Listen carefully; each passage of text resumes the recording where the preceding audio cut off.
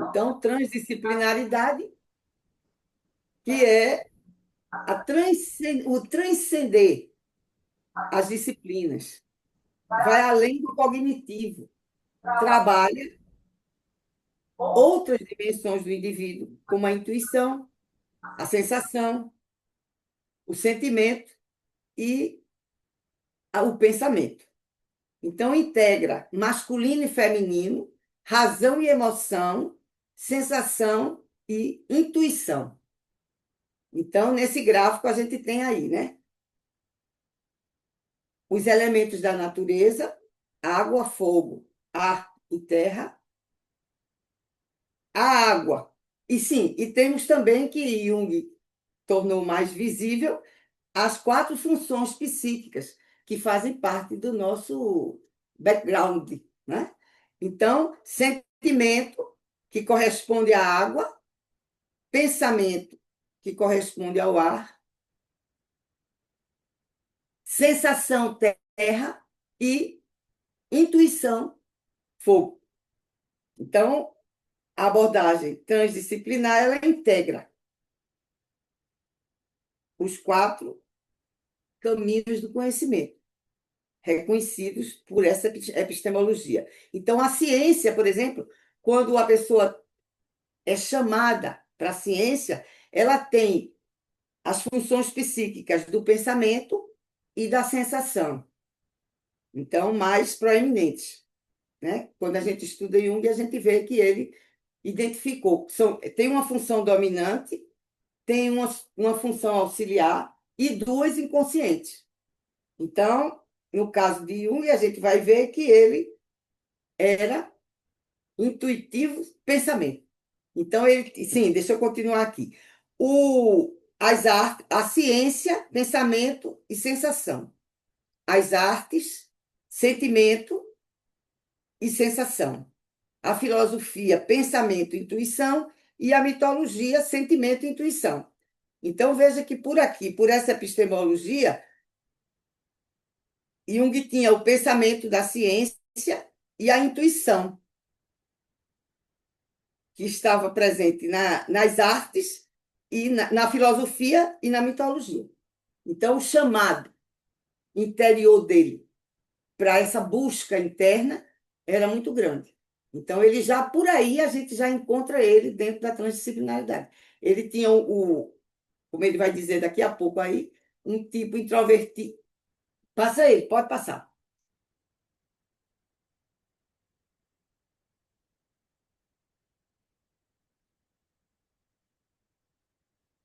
Isso aí é o pensamento de Carl Jung.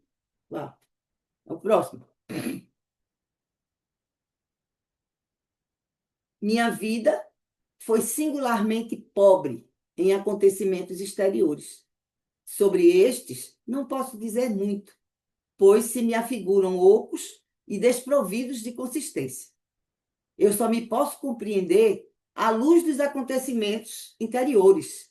São estes que constituem a peculiaridade da minha vida. Então, aí ele já se coloca como um tipo de atitude introvertida, né? Para dentro, olhando para dentro, pensamento da ciência e intuição. Só que a intuição muito mais forte nele. Tanto que ele entra nessa interioridade e muita coisa da vida dele tem a ver com os acontecimentos que ele vai vivenciando internamente. Pode passar. Aí vem essa frase: Homem, conhece-te a ti mesmo e conhecerás os homens, o mundo, o universo e até Deus. E ao conhecer o pensamento de Jung, esse chamado para o autoconhecimento faz todo sentido, na medida em que ele nos remete ao processo de individuação, vivido e ensinado como a verdadeira meta da existência humana. Então, a gente tem que aqui separar individuação, assim, aí ele tem esses três aspectos importantes aí: individuação, inconsciente coletivo e arquétipo, que foram as descobertas que ele teve, né? E que, de alguma maneira, permearam todo o trabalho dele. Ele olhava muito para dentro e muito para fora e muito conhecia muitas coisas. A gente vai ver que ele é um caso diferente, porque ele vai, as funções inconscientes dele, ele vai tornar consciente também. Então, a sensação, ele constrói, ele vai, veleja, ele faz, a gente vai ver também já já quando eu apresentar ele. E a parte da mística, né? Do interior, da intuição. Sonhos muito fortes, né? Imagens, simbolismo, tudo isso ele vai, o inconsciente vai trazendo para aí. Pronto, pode passar. Então, essa frase aí, para mim, ela tem tudo a ver com o pensamento e a obra de Jung.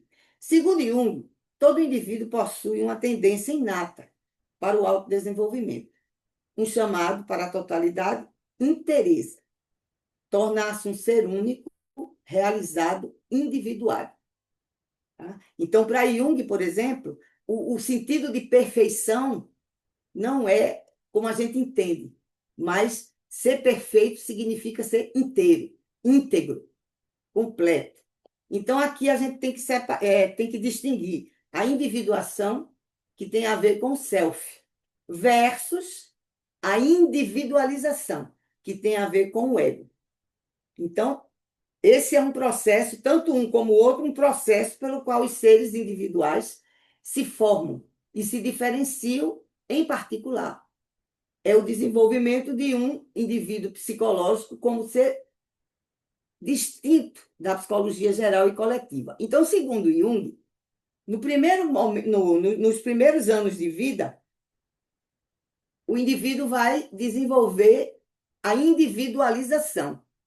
Ele vai formando o ego a partir da energia vinda do self e vai, no embate com o ambiente, ele vai constituindo um conhecimento de si, de consciente, né? Então, a partir dessa organização, o que vem de dentro, que é o movimento de crescimento, de interesse, e o que ele encontra no ambiente.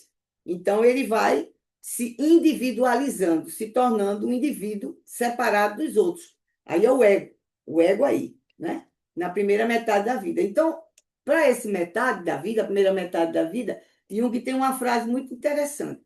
Quem olha para fora sonha, quem olha para dentro desperta. Então, uma das frases que cabe aí nesse negócio. A individuação, ela surge a partir de determinados momentos, normalmente na segunda metade da vida, mas a dele começou com 12 anos. E não precisa ser, mas ele nas pessoas que ele atendia, ele via que nesse processo, quando a pessoa chegava com uma certa maturidade, depois de ter perdido as ilusões com a busca fora, né? E aí ela entrava para dentro, né? Ela ia olhar para dentro. E aí, a partir daí, começaria a individuação, que, na verdade, é encontrar o si mesmo, que é como o ego, né? O ego é uma projeção do si mesmo, só que no nível consciente. E o self continua inconsciente, sendo o centro, né, de todo o processo, que é o arquétipo central, o si mesmo, que hoje a gente chama o Cristo interno, o Deus interno. Hoje já está chegando a isso, mas na época que ele pensou essas coisas, não se falava nisso. Tanto que ele foi considerado místico, e a gente vai ver isso já já. Então, dentro desse aspecto, a gente tem essa questão. Individualização é eu me tornar diferente da massa, através do desenvolvimento do meu ego, que é o lado consciente, que eu me percebo e que eu me identifico com esse ego, porque eu ainda não conheço o self, né? Mas os dois são a mesma energia. Aí, em Jesus, inclusive, quando ele diz, o que eu faço não é meu, é do Pai que está em mim. Então, ele falando do ego e do self, e lá no final ele diz, eu e o Pai somos um. Então, é esse trabalho da individuação. Quando você entra em contato com todos os arquétipos que a gente vai ver já já, que estão relacionados com esse processo, primeiro surgem na individualização e depois você vai encará-los na individuação. E aí fazer as pazes com eles para poder você encontrar o seu. Pode passar. Então, a partir de Jung e de sua psicologia analítica, foi aberto um novo capítulo na história da investigação da psique. Ao desligar-se da psicanálise de Freud, Jung traz um pensamento estruturado sobre o conceito de inconsciente coletivo e arquétipo. O que ele herda da psicanálise? As descobertas do inconsciente reprimido e a formação simbólica da personalidade através das relações primárias. Então, aqueles 7 primeiros anos, né, que as figuras paterna e materna influem no desenvolvimento dessa criança.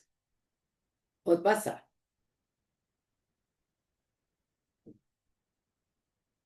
Ai, peraí, que eu.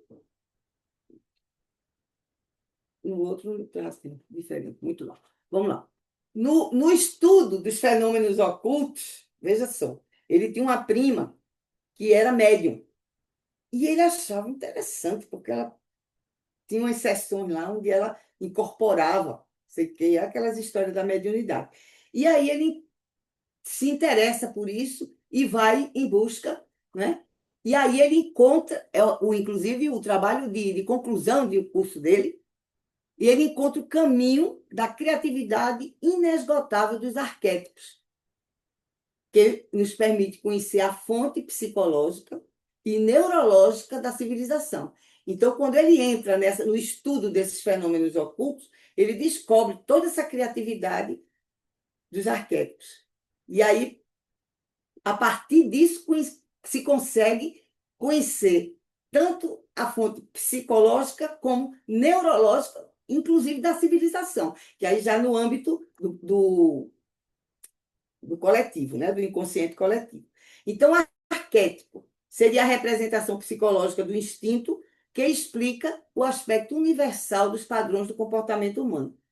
Então, os arquétipos são imensos, inúmeros, mas os que estão diretamente relacionados com a individualização e com a individuação são esses. O ego, que é aquele primeiro que se forma a partir do contato com o ambiente. Então, a pessoa começa a conhecer a si mesmo de forma consciente.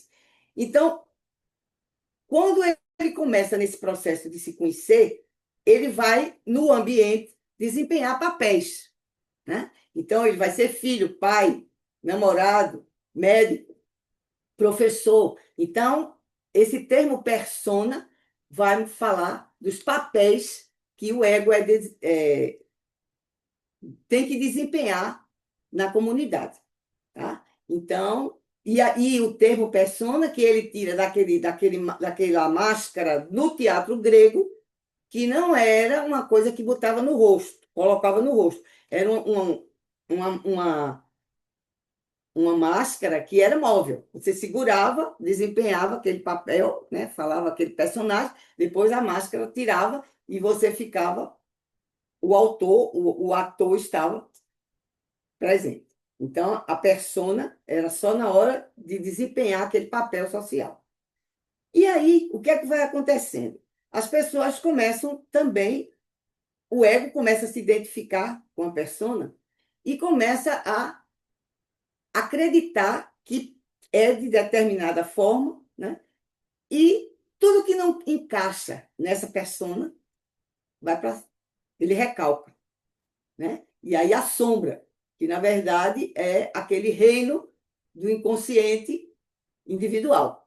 Então, tudo que não é aceito no consciente vai sendo recalcado para a sombra, para o inconsciente. Então, surge a sombra. Então, a gente tem a primeira dupla, persona, sombra. Então, o ego vai ter que conviver essas questões aí. Mais profundamente, a gente tem o princípio feminino do homem e o princípio masculino da mulher. Então, todos nós temos ânima e ânimos. Todos nós. Agora, se caracteriza, né, como o processo criativo. Então, a ânima do homem é onde estaria a criatividade dele. E o ânimos da mulher, claro que quando bem orientados, também representaria a criatividade, tá? Então, a alma e o logos, né? Se a gente for estender o conceito. E o self, o inconsciente coletivo, todos esses arquétipos no inconsciente coletivo, que vão equivaler aos complexos do inconsciente pessoal. Então, tem o complexo ego, persona, sombra, ânima e ânimos. E o central, que é o self, que é o centro do inconsciente coletivo e, de alguma maneira, regula todo esse processo. Pode passar. Aí aqui a gente tem essa visão aí, o modelo junguiano da psique. Então, a gente tem essa mandala, o centro da mandala é o si mesmo. Cadê? Saiu. O centro da mandala é o si mesmo e ele tem um eixo que vai se formando entre o si mesmo e o ego. Então, esse eixo vai ficar existindo e o ego vai sendo projetado para fora, né? E aí, a partir de tudo isso, como eu já falei, vão surgindo, a partir dos arquétipos que são constelados na convivência com o social, vão surgindo os complexos, que são o reino do inconsciente pessoal, como vocês estão vendo aí. No inconsciente pessoal, existem os complexos, que surgem a partir dos arquétipos com a convivência social, com as questões que precisam ser vivenciadas no social.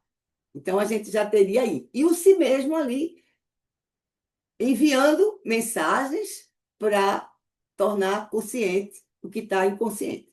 Então, o inconsciente coletivo, o reino dos arquétipos.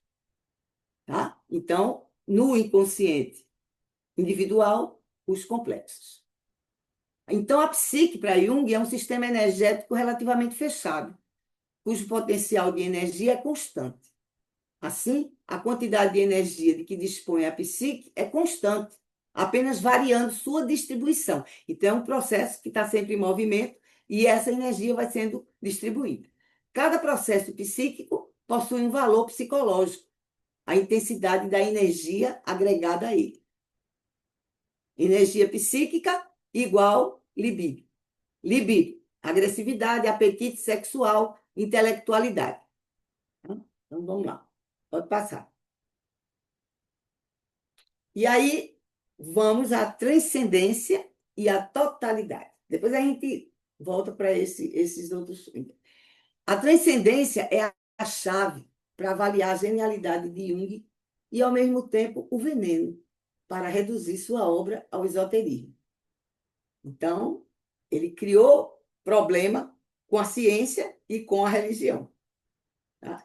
A dificuldade para compreender suas ideias é que, lado a lado com a esmerada formação racional científica, porque ele era tipo pensamento, que está na ciência também, Jung tinha um grau também muito intenso, o chamado místico para a totalidade, que aí é a, a intuição. Então, ele é uma função dominante e a subdominante, as mais próximas, pensamento e intuição. E as outras duas, sensação é, e sentimento, inclusive o sentimento para ele era o que tinha menos desenvolvimento, estava inconsciente mesmo, sentimento. E a sensação. Pode passar. E aí toda a vida dele vai ser para trazer a consciência, inclusive é, essas duas, como é que são? Eita, cadê? Essas duas funções que estão no inconsciente. Então, ele velejava, tudo que tinha a ver com sensação, ele ia buscar, entendeu? E também a questão do sentimento, né? Que também era inconsciente. Então, fé e razão geraram incompreensão de ambos os lados da cultura ocidental. O positivismo científico materialista de Freud não perdoou o discípulo que buscou o fundamento criativo da religião. Por outro lado, muitos teólogos consideraram blasfêmia um médico psiquiatra formular a base neuropsicológica e, portanto, científica da fé. Então, hoje em dia, a neurociência está trazendo isso tudinho, mas na época foi bronca. A partir do conceito de arquétipo, Jung enraiza na psicologia todos os setores, tanto criativos quanto patológicos da cultura, e chega a uma descoberta essencial, que afrontou radicalmente cientistas e religiosos, ao torná-los para sempre inseparáveis. Trata-se da descoberta do arquétipo central ou self. Ele vai descobrir nesse momento aí, responsável na mente pela representação da totalidade, tanto através da imago Dei, que é um arquétipo, todas as culturas têm sempre uma referência a algo divino, né? Esse arquétipo da imago Dei, que está presente, é um instinto mesmo. A própria religiosidade ele vê como um instinto, né? Quanto da imagem do universo da física teórica. Então, ele descobre tanto esse imago Dei, esse arquétipo do self, como a imagem do universo, da física teórica. Aí ele vai unindo essas duas questões. Pode passar. Essa descoberta reúne emoção e razão na busca da totalidade, característica do fenômeno humano em todas as expressões da cultura. Assim, cientistas positivistas e religiosos dogmáticos não perdoaram Jung por convocá-los a reunir fé e razão e a caminhar juntos em busca da totalidade. Pode passar. Aí vem os símbolos, né?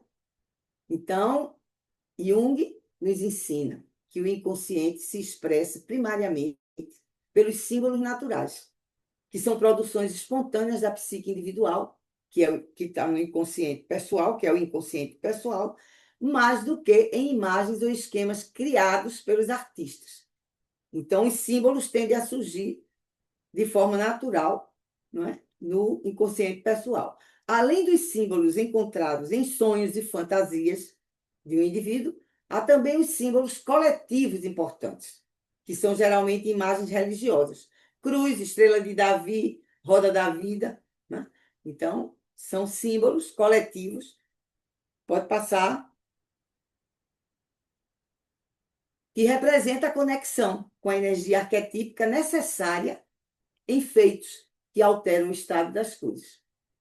Passou a ser entendido para designar a união dos opostos, algo conhecido, consciente, com algo desconhecido, inconsciente. Então, a função transcendente, que Jung fala, do símbolo é exatamente essa. Ele une algo que é consciente, que é fácil de entender, mas que traz uma energia de algo que está no inconsciente. E, por isso, ele assume um aspecto luminoso, como eles chamam, do símbolo, como aquilo que é desconhecido, tem um valor afetivo, o símbolo sempre desperta uma emoção. Seria o aspecto luminoso do símbolo. O símbolo sempre contém um aspecto irracional e tem um enorme poder de mobilização. A gente está vendo isso hoje, não é? O símbolo do mito tem um aspecto irracional e tem um enorme poder de mobilização. A gente está vendo isso na sociedade atual do Brasil. Ele pode provocar grandes transformações de caráter estruturante, mas também conflitos étnicos e religiosos. O símbolo representa a situação psíquica do indivíduo e ele é essa situação num dado momento. Assim, uma palavra ou uma imagem é simbólica quando implica alguma coisa além do seu significado manifesto e imediato.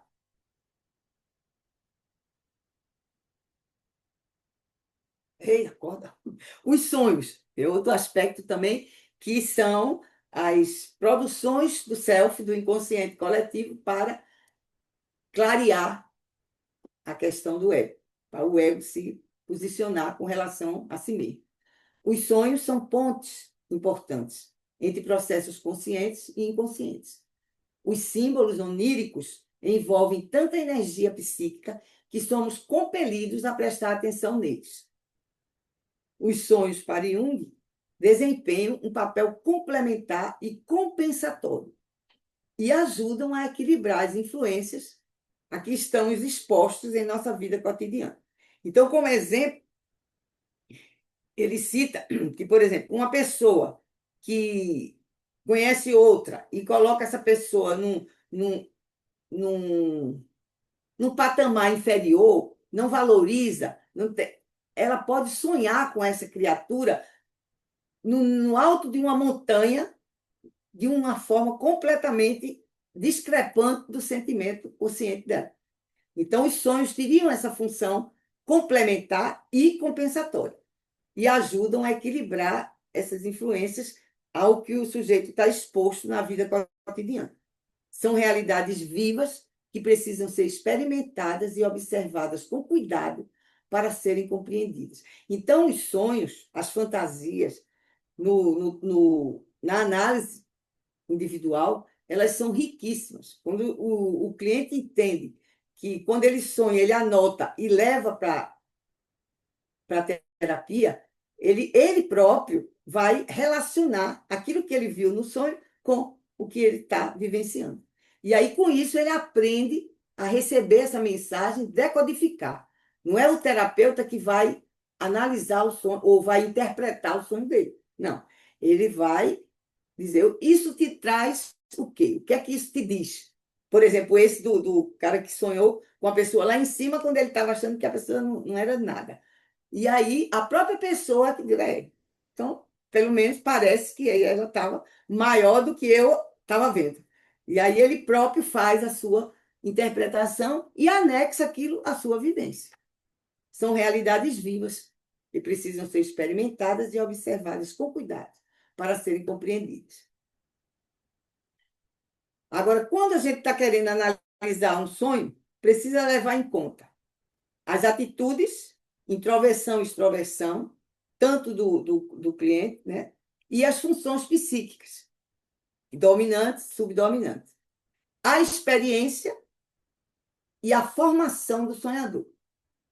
É uma aventura comum entre o analista e o analisando, cuja finalidade é tornar consciente o inconsciente, estabelecendo um diálogo do ego com o self, si mesmo, imprescindível no processo de individuação.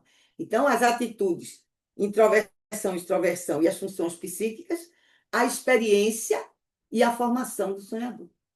Então, para você tentar analisar um sonho, você precisa levar em conta isso aí. Então, você precisa conhecer a vida da pessoa, as questões dela, para que você não interprete, como no teste projetivo. A pessoa vê numa mancha qualquer coisa e você tem que conhecer a realidade da vida dela para poder saber se aquilo foi realmente algo que foi trazido para que ela entendesse ou se é vamos dizer, uma coisa que não tem a ver diretamente com aquilo que ela está trazendo. Então, é importante que a gente conheça algo para poder analisar.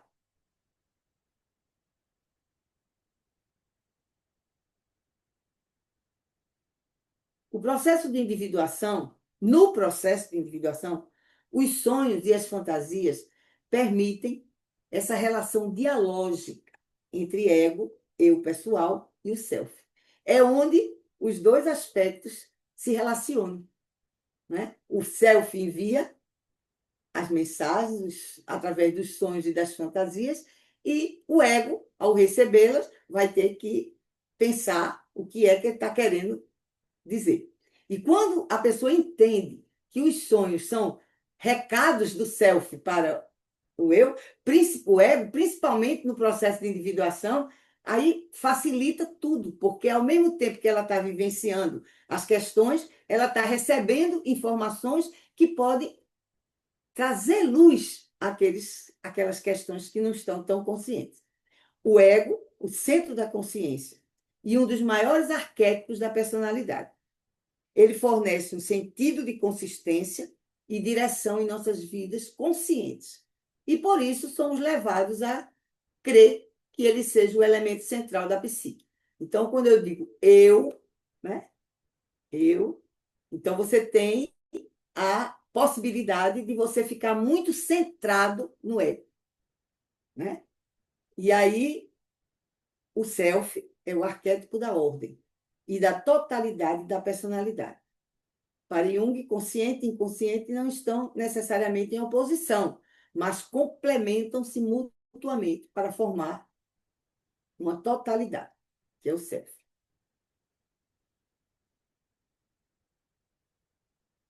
E aí ele tem essa frase: se o homem quiser atingir a perfeição, terá que conviver com o oposto de suas intenções em nome da sua totalidade. Então, você quer ser inteiro, quer? Então terá que, se você só é uma parte, só é persona, vai ter que conviver com o oposto para se completar. Considerando. Aí pronto, aí a gente vai para o mandala, que é aquela representação da totalidade. O centro é o self. Ele não é apenas o centro, o ponto do centro, mas é também toda a circunferência, que a gente viu ainda há pouco, que abarca tanto o consciente quanto o inconsciente. Ele é o centro dessa totalidade, que a psique, que ele chama psique objetiva, tal como o ego é o centro da consciência. Então, o Mandala, que ele viu muito isso no Oriente, né?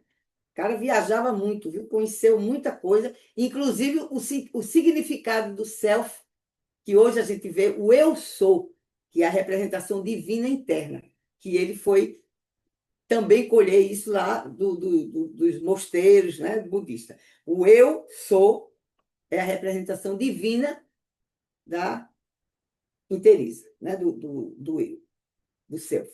Então, o desenvolvimento do self não significa que o ego seja dissolvido. Ele continua o centro da consciência, mas agora é vinculado ao self.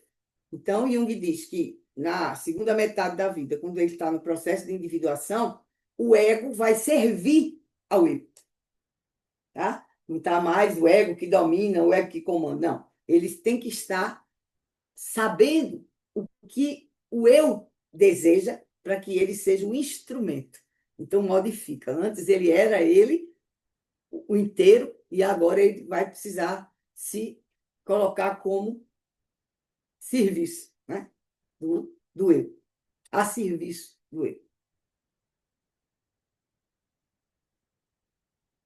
Aí vem aqui a relação de Jung com a filosofia, que ele também, na filosofia, você tem a função, né?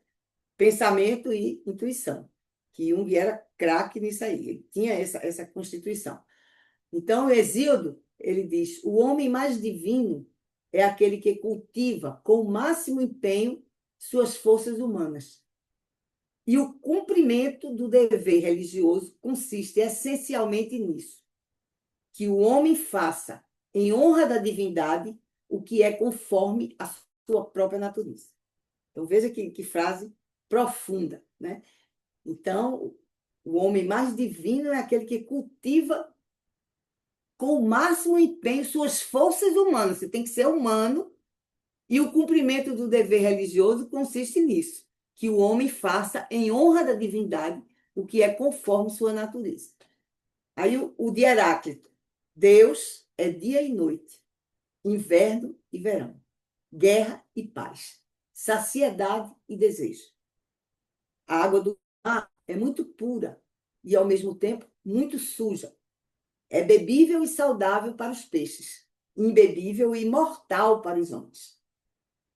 A natureza do dia e da noite é uma só. A subida e a descida são uma e a mesma. Mesmo os que estão adormecidos trabalham e colaboram com o que acontece no universo. No círculo, o princípio e o fim são comuns, que é a coisa da mandala, né? A mandala. Então, Heráclito de novo. Aí, para a gente entender também que a metodologia de Jung era dialética, fenomenológica, existencial, dialética. Então, tudo se relaciona, o primeiro pressuposto da dialética. O todo cria a si mesmo na interação das partes, que é o que acontece em todo o processo de individualização e de individuação. O todo cria a si mesmo na interação das partes. A parte é diferente do todo, mas também é o mesmo que o todo. O todo é muito mais que a soma das partes. A essência é o todo e a parte. Então, a nossa essência se constitui pela totalidade e pela parte. Então, não há essa separação, porque tudo se relaciona. Heráclito de Éfeso. Segundo princípio, tudo se transforma, tudo se encontra em movimento e em contínua transformação. Isso naquele modelo de psique que Jung mostra ali, naquele gráfico, está vendo todo esse processo aí. Tudo se encontra em movimento e contínua transformação. A causa dessa transformação é a luta interna, o embate entre os opostos. Afirmação, tese, negação, parece que é a negação, antítese, e a síntese, que é a negação da negação. Então, quando você afirma uma tese, vem outra pessoa e olha por um outro ângulo e fala da antitese, aparentemente parece que ela está negando a tese. Mas quando você olha tese e antítese, que aí deveria ser o que a gente deveria fazer nas situações, em vez de ficar de um lado ou de outro, a gente olhar os dois e ver de onde sai a síntese, que termina sendo a negação da negação. Na verdade, não era negação, era só uma negação aparente. Então, quando você junta a tese e a antítese, você encontra a situação e percebe que a antítese era a negação. Terceiro pressuposto: toda mudança é qualitativa. Acumula, né, ao acúmulo de elementos quantitativos, produzindo o novo. Conversão de quantidade em qualidade. Então, seria como que a gente está vivenciando agora, né, o salto quântico da humanidade. Então, muita coisa foi acumulada quantitativamente e agora chega o momento da conversão da quantidade em qualidade. E, por último, a contradição. A transformação só é possível porque no interior coexistem forças opostas, tendentes à unidade e à oposição. Então, esse movimento é que traz a condição de inteireza, quando você acolhe esses dois aspectos. Pode passar. Aí vem aqui. Pronto, aí aqui foi aquele mesmo. Não foi aquela mesma coisa que eu disse de Heráclito. Né? É. Então, vou dizer de novo só para fechar. Deus é dia e noite, inverno e verão. Veja os opostos, guerra e paz. Você não pode dizer que Deus é só isso. Ele é isso e isso. Saciedade e desejo. A água do mar é muito pura e, ao mesmo tempo, muito suja. É bebível e saudável para os peixes, imbebível e mortal para os homens. A natureza do dia e da noite é uma só. A subida e a descida são uma e a mesma coisa. E mesmo os que estão adormecidos no processo, trabalham e colaboram com o que acontece no universo. No círculo, princípio e fim são comuns. Heráclito. Então, a harmonia oculta, essa é de Heráclito também, é superior à aparência. A oposição traz concórdia. Na discórdia nasce a mais bela harmonia. É na mudança que as coisas encontram repouso. As pessoas não compreendem como o divergente consigo mesmo concorda. Então, quem está divergindo de você concorda com ele mesmo. Né? As pessoas não compreendem como o divergente consigo mesmo concorda. Há uma harmonia de tensões contrárias, assim como a do arco e da lira. O nome do arco é vida, mas sua função é morte. Heráclito. Então, quando a gente entra em contato com esses princípios, a gente vê a profundidade que Jung chegou, porque toda a obra dele foi desenvolvida dentro dessa metodologia, dessa forma de encarar a realidade. Então, agora, o homem mais divino é aquele que cultiva com o máximo empenho suas forças humanas. E o cumprimento do dever religioso consiste essencialmente nisso: que o homem faça em honra da divindade o que é conforme a sua própria natureza.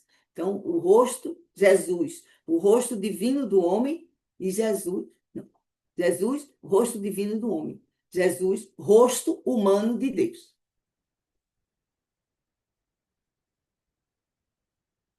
Então, aí foi, terminei essa parte, e agora eu gostaria de apresentar Jung de uma forma diferente, né? E a sua transdisciplinaridade, os pontos da obra dele que estão dentro da transposição. Tem tempo ainda, né?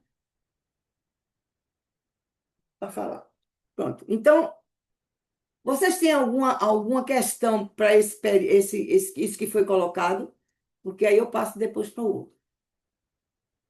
Ou algum comentário?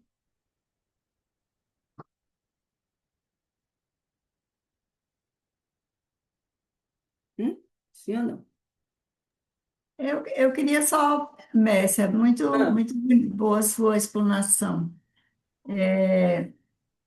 Talvez assim, eu agora estou me dedicando mais a estudar Jung, mas assim, eu queria talvez que você afinasse um pouco sobre a arte na psicologia analítica. Era mais isso.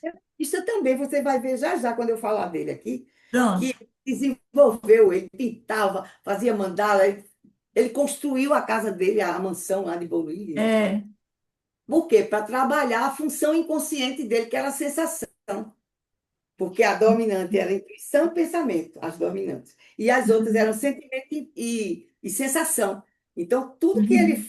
fez, que ele era levado a fazer, era para ficar inteiro, Sei. realizar a consciente aquelas coisas que estavam inconscientes. E ele diz que é isso, a gente tem uma função dominante, tem uma subdominante, isso a gente vê muito em astrologia, né? A quantidade de astros, de planetas que você tem em signo de ar, de terra, aí dá a tua predominância, né? E aí você vai vendo qual é a sua dominância e deveria buscar atualizar as outras que estão dormindo no inconsciente, Uhum. para poder ser inteiro. Que a questão toda é buscar a inteireza. Conhece a ti mesmo profundamente e conhecerás os homens, o mundo, o universo e até Deus. Porque Deus é exatamente o si mesmo, o self, que está dentro da gente. E a gente só entra em contato com ele com esse processo de individuação. Então a arte chega já já. Obrigada. Alguma coisa?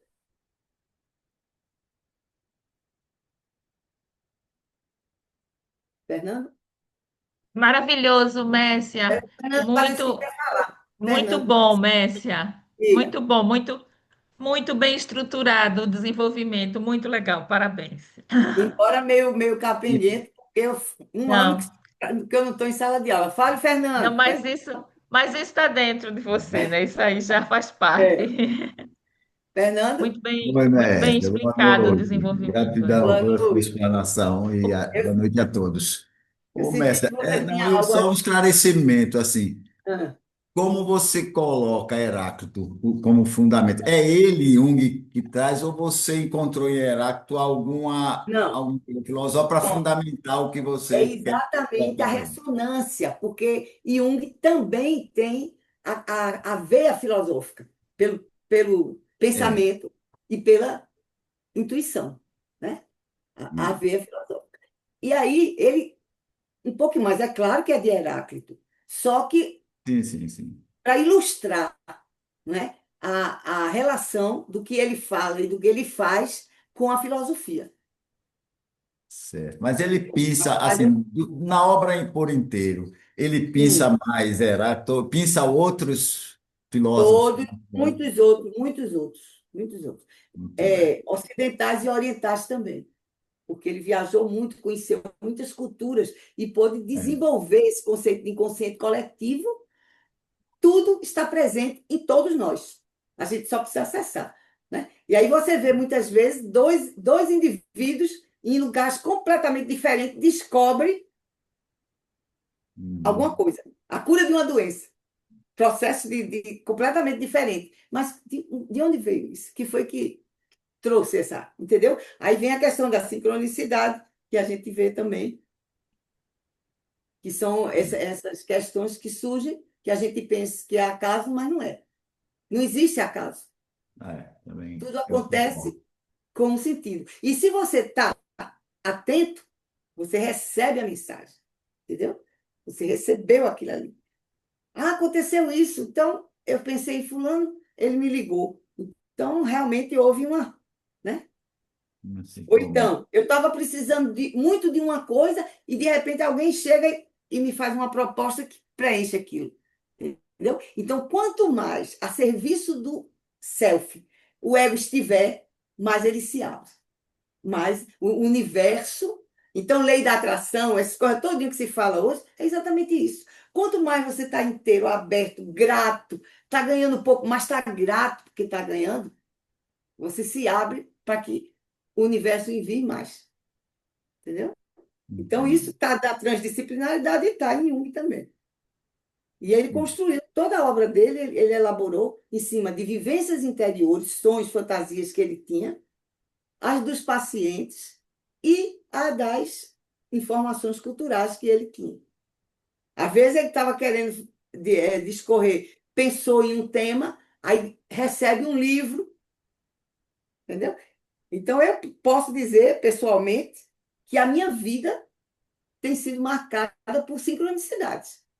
Entendeu? Eu, na época do ensino, principalmente na época que eu estava falando de um assunto que a maioria não entendia bem, aí chegava um aluno com um livro e dizia, tem até um, não sei o quê, do simbolismo, que aí ele disse, professora, eu não entendi nada desse livro. Eu acho que é para a senhora. Aí ele estava. Entendo. Muitos livros da obra de Jung eu recebi de presente, porque eu convivia com uma colega psicóloga que dividia o consultório comigo, Sheila Colucci, que era professora também na época. Ela morre com 33 anos e a mãe dela doou o livro dela para mim, para eu estudar Jung. E ainda sonho com ela dizendo, olha, estude Jung, porque Jung é importante, entendeu? Aí, sincronicidade. Então, eu não tenho, Jung para mim é uma revelação verdadeira, né? A minha afinidade com Jung, tipo pensamento intuitivo também, embora extrovertida. A gente tem umas semelhanças. Deixa eu ver. Pronto. Então, alguma mais? Obrigado, Afonso, Nilson. querido. Só, Afonso, só, só escutando, só escutando. Mas é? assim, o que me toca muito é esse trabalho dele de união de síntese, né? De É. antítese e ciência e religião. Eu Uhum. acho esse esforço e o que ele fez muito importante, muito importante. É. E você veja, Freud também, na construção da teoria dele, ele foi transdisciplinar. Ele estudou religião, estudou poesia, filosofia, arte, não foi? Então, Sim. na construção, só que o eguinho de Freud era muito, muito grande. Enquanto Jung foi buscar o eu, Freud ficou, diz que os psicanalistas não me escutam. Queria que Jung fosse o herdeiro da psicanálise, né? E Jung disse, não, eu tenho outro caminho. E foi aí que eles se separaram. Por conta da libido, porque Freud concentrou a libido na questão sexual. E Jung entendia a libido como uma energia psíquica que passa por diversas, como essa, uma acende a luz, outra faz com o ar-condicionado funcionar, é a mesma energia, só que ela tem manifestação de forma diferente. Então, não ficou preso. E a questão do incesto também, que Freud dizia que era o desejo da mãe e o medo da castração. E eu dizia, não. É a pessoa querendo buscar voltar para o estado de plenitude indiferenciado. Para Jung, essa regressão Uhum. seria essa busca dessa inteireza perdida, né, no dia a dia.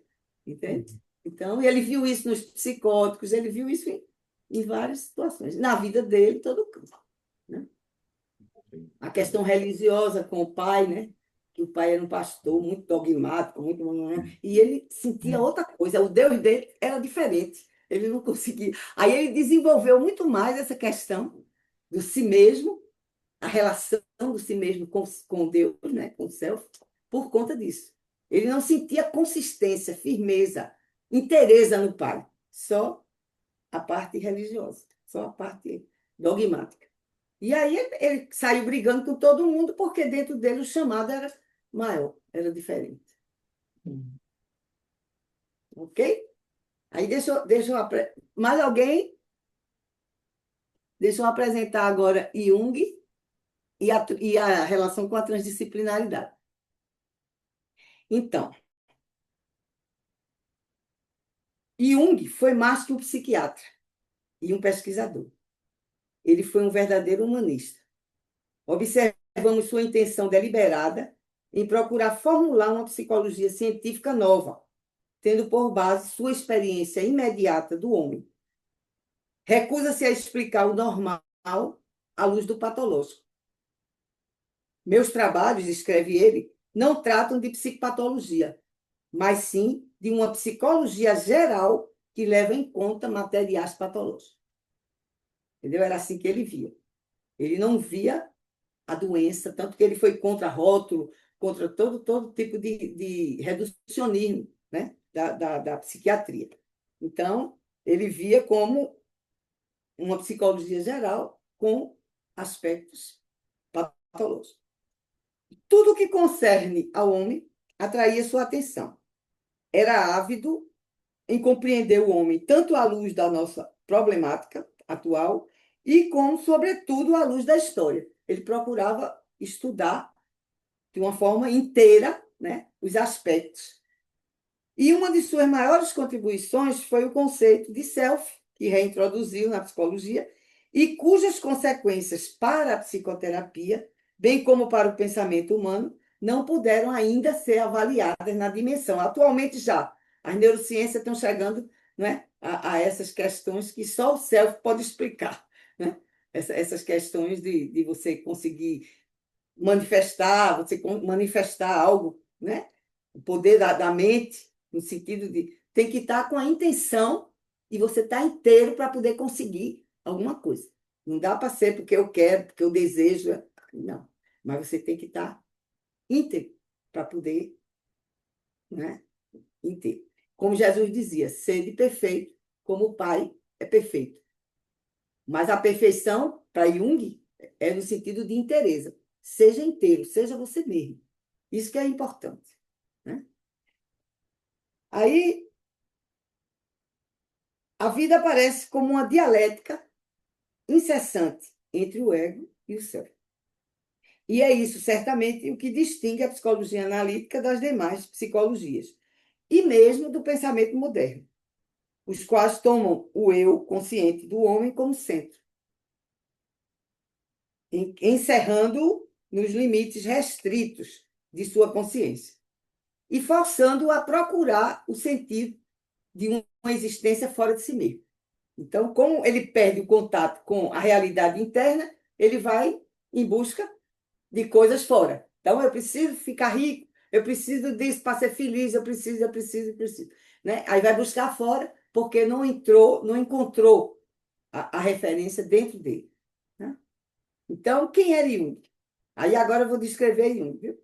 Fisicamente, era alto, espadaúdo e forte. Galgava montanhas, velejava com perícia. Gostava de jardinar, rachar lenha, burilar pedra, construir e de outras atividades manuais. Veja quanta coisa esse homem fazia. Era um bom garfo, porque ele tinha lua em touro, gostava muito de comer bem, gostava de vinhos, fumava charutos e cachimbos. Era um homem ativo, vigoroso e saudável. Profissionalmente, era médico, psiquiatra, psicanalista, professor, sábio, escritor, crítico social, homem do lar e cidadão. Jung foi tudo isso. Em primeiro lugar e acima de tudo, entretanto, foi um incansável estudioso da psique. Isso é, ele foi um psicólogo, extraoficialmente, sem formatura. E como psicólogo é que ele gostaria de ser lembrado, e o será, e está sendo, né? Disse ele, a finalidade única da existência humana é a de acender a luz na escuridão do ser. Então, a finalidade, né? É acender a luz na escuridão do ser. E você só acende a luz olhando, buscando, né? Encarar as coisas que estão na sombra. Então, por isso que quem leva o indivíduo para fazer terapia é a sombra se anunciando. Ou ele tendo reações que não está reconhecendo, né? Ou tendo sonhos que o bicho quer morder, quer pegar, né? Então, assim, uma coisa que é fora e que ele denuncia que ele está vivenciando esse confronto com a sombra. E aí ele vai precisar entender isso, integrar a sombra, não é negar, porque quanto mais você nega, mais ela persiste. Você tem que assumir, eu sou assim, eu tenho isso, e agora o que é que eu vou fazer com isso para servir ao eu maior? Entendeu? Então, essa questão é. Pronto, então, vamos a Jung e a transdisciplinaridade. Os pontos, né? A psicologia junguiana e a transdisciplinaridade compartilham uma visão de mundo complexa e interconectada. Já vimos, né? Buscando integrar diferentes áreas do conhecimento e perspectivas para uma compreensão mais profunda do ser humano e do universo. Jung, com seus conceitos de inconsciente coletivo, arquétipo e função transcendente, estabeleceu bases para uma abordagem que dialoga com a transdisciplinaridade, que visa transcender os limites disciplinares e promover um diálogo entre diferentes formas de conhecimento. Então, promovendo esse diálogo, você amplia, né? Se você olha uma coisa só de uma perspectiva, você reduz muito o fenômeno, né? Mas se você olha nesse, mesmo que aparentemente seja contraditório, você vai ver, no final das contas, que não é. Então, você vê, cada teoria, ele dizia, a teoria é a confissão do autor, a confissão de vida do próprio autor. Por quê? É como ele percebe, como ele vivencia. Então, toda teoria tem seu valor. Não dá para você dizer, essa é a melhor, entendeu? Essa é a maior. Não, todas têm. E quando você olha dessa forma, né, dialógica, você inclui. Hoje em dia está acontecendo muito isso, né? Umas sínteses inesperadas acontecendo, né? Na TCC, né? Na psicologia. Então, você tem, inclusive na psicanálise, né? Tem já elaborações diferentes da proposta por Freud, né? Então, essa questão aí que é importante. Aí vamos a inconsciente coletivo e arquétipos. O conceito de inconsciente coletivo, com seus arquétipos, que são padrões universais de experiências, sugere uma dimensão da psique que transcende as fronteiras, tanto individuais como coletivas, ecoando com a ideia transdisciplinar de uma realidade interconectada, né? Tudo está relacionado. Função transcendente. A função transcendente, no contexto da psicoterapia junguiana, refere-se ao processo de união do consciente com o inconsciente, promovendo a transformação e a integração da personalidade. Essa busca pela totalidade se alinha com a visão transdisciplinar, de buscar a totalidade e a complexidade do ser no mundo. Os símbolos e os significados. A interpretação simbólica, a gente viu que os símbolos, eles unem o consciente ao inconsciente, né? E por isso trazem uma energia diferente para você conceituar a sua realidade, né? Através dos símbolos. A interpretação simbólica central na psicologia junguiana busca desvendar os significados profundos por trás dos fenômenos psicológicos e da realidade. Essa abordagem hermenêutica, que busca a compreensão por meio da interpretação, também pode ser vista como uma ferramenta transdisciplinar, pois atravessa as disciplinas e busca um entendimento mais amplo.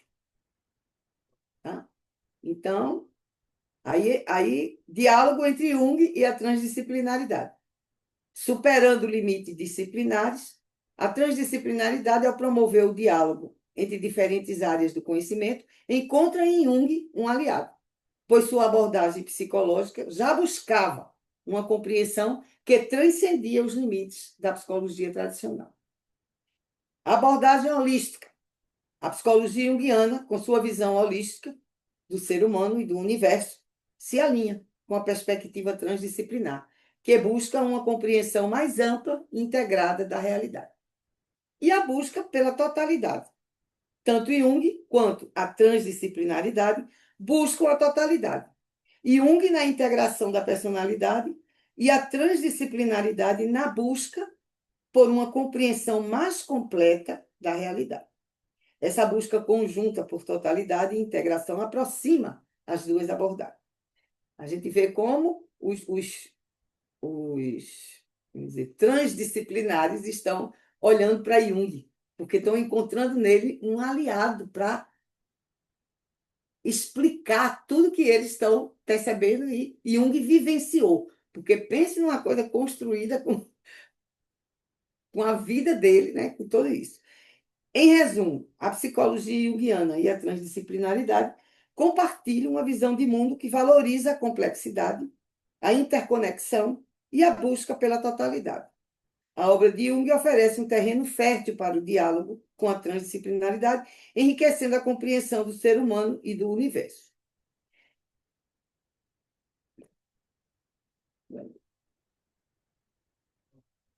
Exatamente. Então, terminei o Jung e a transdisciplinaridade. Então, quando eu coloquei no título o pensamento de Jung e sua transdisciplinaridade, é isso aí.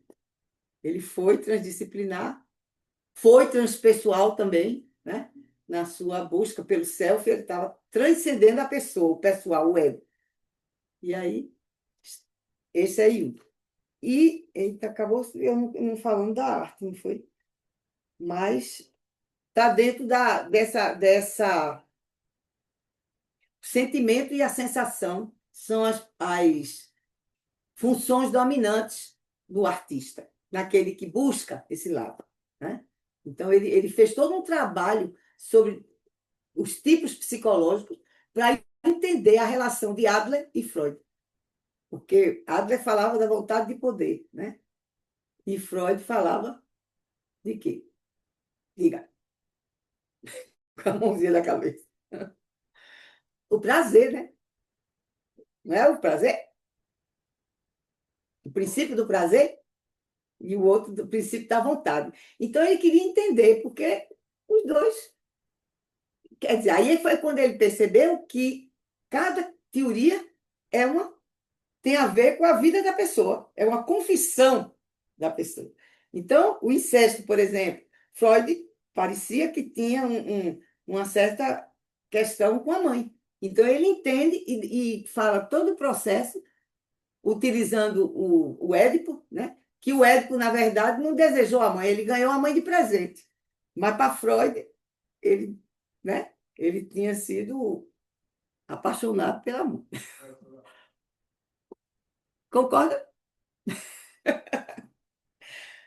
Vamos lá, minha gente, foi isso mesmo. Pronto, isso é o que eu tinha para trazer para vocês.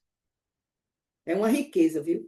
Quanto mais eu procuro, em outras questões, eu encontro a presença do trabalho de Jung, entendeu? No Oriente também, que ele já foi, ele bebeu lá, né? Alquimia, astrologia, tudo está relacionado, tudo tem a ver, tudo se relaciona. Então, temos aí, pronto, tenho dito. Obrigada, gente. E desculpe os percalços, porque eu ainda estou me reconectando com a docência. Gratidão, mestre. Foi muito bom. É isso aí. Eu acho que assim, é notável a coragem que ele teve numa época em que Exatamente. o positivismo científico estava no auge, Isso. e nisso ele foi muito mais corajoso do que Freud. Freud, em algum momento, disse que gostaria de ter tido tempo de É, investigar fenômenos ocultos e tal. Mas, na verdade, ele estava interessado só em fazer ciência no sentido, naquela metodologia. é, no sentido que era aceito na época, né? Hum, E Jung teve a coragem Romper. naquele momento onde a ciência era a voz da verdade única, Uhum. ele foi além e procurou a plenitude, enquanto que Freud pregava a castração, a finitude, ele, Exatamente. ele O procurou, medo, o medo da castração, pois né? é, ele procurou restaurar o valor da completude, da plenitude, da totalidade, Isso. que para Freud Freud considerava isso como uma tentativa de regressão Isso. A àquele útero, estado, a útero da mãe. que era, né, buscar essa plenitude perdida. Então, o É, processo de individuação o que é? É você resgatar aquele estágio não inconsciente, mas consciente agora. isso, só com essa diferença, exatamente, Exatamente. E a né? grande diferença, E essa diferença. Pronto, mestre. Então, Mas, enfim, eu acho assim, eu quero. riquíssimo esse processo de Jung. E acho que a gente aqui no Ocidente tendeu mais para Freud, né? Foi. Muito, principalmente por influência americana e tal, mas acho que Jung traz muito mais elementos para uma visão mais completa do ser humano, mais ampla, mais abrangente, né? Isso. Multidimensional, transdisciplinar. Aí eu quero trazer para vocês na chamada, no convite para o encontro transdisciplinar de hoje, eu Uhum. coloco aqui o pensamento de Jung e sua transdisciplinaridade. Aí trago esses termos: significado, reflexão, ampliação da consciência, integração do inconsciente. São os aspectos que nos conduzem ao autoconhecimento e à verdadeira felicidade. Só aquilo que somos realmente tem o poder de curar-nos. Então não adianta buscar a cura sem ser dentro de você. Uhum. Então, quando vem o sintoma que ele fala, né, quando ele fala sobre o sentido da neurose, é o alerta que o self está dando para você se consertar, para você voltar para o equilíbrio. Pronto, ok, gente. Então, ali foi muito. agradecer a Messi aí, essa oportunidade que ela nos dá de estar conosco hoje aqui nos encontros transdisciplinares aqui da Unipaz, né? Aí, se alguém quiser falar alguma coisa, Eu gostaria de agradecer também, principalmente assim, o entusiasmo